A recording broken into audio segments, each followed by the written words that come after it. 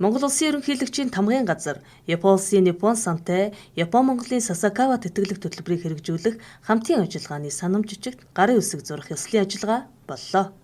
Энэхүү санамж бичиг нь Монгол-Японы тусгай стратегийн түншлэлийг боловсрол хүний нөөцийн салбарт өргөжүүлэн хөгжүүлэх, Монгол Улсын бүсчилсэн хөгжлийн үндэс суурийг бүрдүүлж буй хөдөө орон нутгийн залуусыг дэмжих, Япон Монголын Sasakawa тэтгэлэг хөтөлбөрийг албан ёсоор эхлүүлэх эрхэм зорилготой. Nippon Mongoлийн Sasakawa тэтгэлэг хөтөлбөр нь хөдөө орон нутгийн мянган оюутанд Монголын тэргүүлэгч ихтэй сургуулиудад бүрэн тэтгэлгээр суралцах боломжийг олгож байгаа юм а. Монгол Улсын ерөнхийлөгчийн санаачилсан тэр бумод үндэсний хөдөлгөөн, хүнсний хангамж аюулгүй байдлын үндэсний хөдөлгөөн болон эрүүл Монголын хүнсний хөдөлгөөнийг дэмжмээр байна гэсэн энэ гурван үндэслэх хөдөлгөөнийг багнаа болгож Монгол Улс ирээдүйд хөгжил цэцэглэлтэд дэмжлэг болох сал дээр бид хамтдаа ажиллах чиглэлээр гарсан. Энэний хүрээнд бид 12 жилийн хугацаанд мянган оюутныг Монгол Улсын 4 сургуульд суралцуулахаар өнөөдөр харилцан болгосон санамжигт гарын үсэг зурлаа. Энэ 12 жилийн турш үргэлжлээ 5 сая гаруй ам долларын мөнгө өртөгтэй байх юм аа. Nippon San нь эдийн засаг нийгэм хүмүүнлэгийн салбарт олон улсыг хамарсан олон төсөл хөтөлбөрийг хэрэгжүүлдэг бөгөөд улс орны ирээдүйн манлайлагч залуу удирдагчдыг бэлтгэхэд дэмжлэг үзүүлж, удирдлагын академитай хамтран магистр, докторийн зэрэг олгох тэтгэлэг сургалт явуулж, нийтдээ 480 орчим суралцагчдад тэтгэлэг олгож боловсролын салбарт амжилттай хамтран ажиллаж иржээ. そしてこれらの若者が Энэ суралцж байгаа оюутнуудын хувьд бол өөрсдийнхөө мэрэгсэн салбарт хичээлээ хичээлтэй зөвлөхөөр суралцсан зүйтэй юм а. Тэр дундаа ойжуулалтын салбар, хоол хүнсний аюулгүй байдлын салбар, эрүүл мэндийн салбарт өөрсдийнхөө мэдлэг зузаатах нь чухал зүйлээ гэж ойлгож байна. Энэний хувьд сурагчдыг бид нар сурагчдаас бас фидбек буюу буцааж өөрсдийнхөө санал бодлыг солилцох. Үүнээс гадна дөрвөн их сургуулийн зүгээс мөн цаашид хэрхэн энийг хэрэгжүүлэх ёстой вэ гэдэг байнга брашап буюу хөгжүүлж явах нь зүйтэй. Тэрнээс хамаарат аль юу чиглэлийг нэмэх үү хасах уу, аль чиглэлээр төлөх хүүхдүүдээс хүүхд залуучууд оюутнуудыг суралцах уу гэдгийг тогтмол ингэж анхаарч ажиллах нь зүйтэй юм аа. Тэтгэлэг нь Монгол Улсын ерөнхийлөгчийн санаачилсан тэр бомод хүнсний хангамж аюулгүй байдал, эрүүл Монгол хүн үндэсний хөдөлгөөний хүрээнд нэн шаардлагатай боловсон хүчнийг орон нутгийн оюутнуудаас шалгаруулан бэлтгэх зорилготой юм а. 22 оны 11-р сард бол дипломат харилцаа тогтоосон 50 жилийнхаа агаар Монгол Улсын ерөнхийлөгч Япон улсад төрийн айлчил хийж энэ үеэрээ бол стратегийн түншлэлийн төвшөнд харилцаагаа хүргье гэдэг шийдвэрийг гаргаад энэ шийдвэрийг гаргахдаа бол өнгөрсөн 50 жилдээ хийсэн хэрэгжүүлсэн харилцааныхаа үр дүнг дүгнээд эх 50 жилдээ бол бид хүн төвтэй инх тайвныг эрхэмсэн хөгжил зүйн төлөөх ийм стратегийн түншлэлийг бий болгоё гэдэг энэ стратегийн түншлэлийн баримт бичиг гаргаж зурсан. За энэ түншлэлийн баримт бичигт бол маш олон салбарыг хамарсан заалтууд байгаа. Энийний нэг нь бас нэг томоохон чухал хэсэг нь бол боловсролын салбар. Тэгэхээр боловсролын салбарт Япон улсын засгийн газартай хамтарч ажиллах энэ чиглэлээр маш олон оюутан залуусыг Япон улсад сургах, мөн Монгол улсад ч гэсэн бас энэ боловсролын салбарыг дэмжиж оюутан залуучуудаа сургах энэ ажлыг бол идэвхтэй явуулах, энэ ажлыг зохион байгуулах талаар бол харилцан тохиролцсон.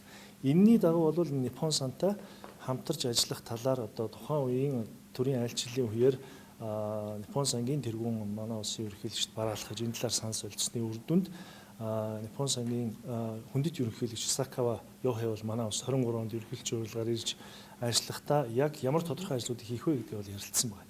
Энэ 2 жилийн өмнө болсон уулзалтын үеэр бол оюутан залуусаа дэмжиж гадаадад биш Монголдо сурж байгаа оюутнуудыг дэмжиж ажиллая. Энэ оюутнуудыг сургахдаа бол Монгол Улсын ерөнхийлөгч Монгол Улсын төрийн зүгээс явуулж байгаа хөгжлийн тодорхой бодлого, тэн дотроо тэрбумод үндэсний хөдөлгөөн гэдэг бидний явуулж байгаа ногоон хөгжлийн цогц бодлого байж байна. Эрүүл Монгол хүн гэдэг хөтөлбөр байж байна. За мөн хүнсний хангамж аюулгүй байдал гэдэг энэ хүнс үдэ аж ахуйн чиглэлээр бас их гол нь хөгжлийн ач холбогдолтой стратегийн ажлуудыг зохицлооход хэрэгтэй байгаа боловсон хүчнийг бий боловсон хүчнийг бэлтгэх энэ ажилд бол онцгой анхаарч ажиллая гэдэг энэ зарчмын тохиролцоонд дүрсний үр дүнд 2 жилийн турш Nippon Santai бид гадаад харилцааны яам болон ерөнхийлөгчийн тамгын газар хамтарч ажиллаж энэ баримт бичгээр суусны эцэст бол өнөөдөр энэ амжилттай болж санамж бичигт гарын үсэг зурж байна. Хамтын ажиллагааны санамж бичигт гарын үсэг зурах ёслолд Монгол Улсын их сургууль, Хүнс хөдөө аж ахуйн их сургууль, Ангаахын шинжлэх ухааны үндэсний их сургууль, Шинжлэх ухаан техник их сургуулийн удирдлагууд ирж оролцлоо. Ирээдүйн хойч болсон оюутан залуусаа Монгол Улсынхаа хөгжлийн бодлогууд дээр ажиллах боловсон хүчин болгож бэлтгэхэд эдгээр сургуулиудын оруулах хувь нэмэр гэдгийг энэ үеэр онцолж байлаа. Энэ тэтгэлэг маань өөрөө Монгол Улсын ерөнхийлөгчийн санаачилгаа хэрэгжиж байгаа тэтгэлэг. Тэгээ энэ тэтгэлэг маань Монгол Улсын ерөнхийлөгчийн санаачилсан тэр бомод хүнсэн хамж аюулгүй байдал эрүүл Монгол хүн гэдэг энэ үндэсний 3 хөдөлгөөнийг сайжд идэвхтэй өрнүүлэхэд орон нутагт энэ хэрэгжилтийг хангахад мандайлан ажиллах мэргэжлэнгүүдийг бэлтгэх зорилготой. Тэгэхээр курсэд төгссөн хүмүүс өөрөөр хэлбэл энэ мэргэжлээ сонгоцсон цааш энэ мэргэжлээр ажиллая гэсэн хүсэл тэмэлтэй хүмүүсийг сонгож авна. Хоёрдугаарт бол шалгаруулсан хүмүүсд бол цаашд бол 3 жилийн тэтгэлэг олгоод гэхдээ тодорхой нөхцөл нь бол буцаад орон нутагтаа очиж бол энэ мэргэжлээ 3-аас доош жил ажиллах нөхцөл тавьж байгаа. Шалгаруулалтын үед бол маш энгийн. Нэгдүгээрт бол энэ мэргэжлээр амжилттай сурч нэгдүгээр курс төгссөн байх ёстой. Хоёрдугаарт бол орон нутагт эргэж очиж 3 жил ажиллах энэ нөхцөлийг бол хүлээн зөвшөөрсөн байх ёстой. Гуравдугаарт бол хүсэлт өгсөн хүмүүсийг бол квотондоо багтаахад бол голч оноогоор нэрмэлээд хүмүүсийг шалгуулж авах юм байна. Тэгэхээр энэ шалгуулалт бол ямар хүний оролцоогүй шалгуулалтын зарчим их ойлгомжтой байгаа.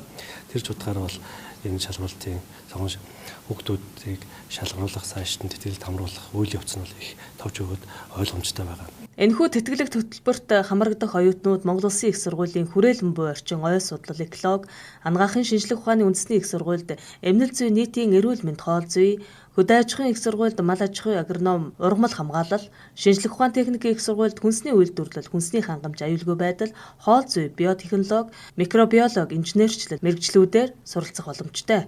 Хөтөлбөрт жил бүр 100 орчим оюутныг сурлагын амжилтаар сонгон шалгаруулж, сургалтын тэтгэлэг олгох бөгөөд сургуулаа төгсөөд өөрийн орон нутагтаа эзэмшсэн мэргэжлээрээ 3 жил ажиллах нөхцөлтэй юм а.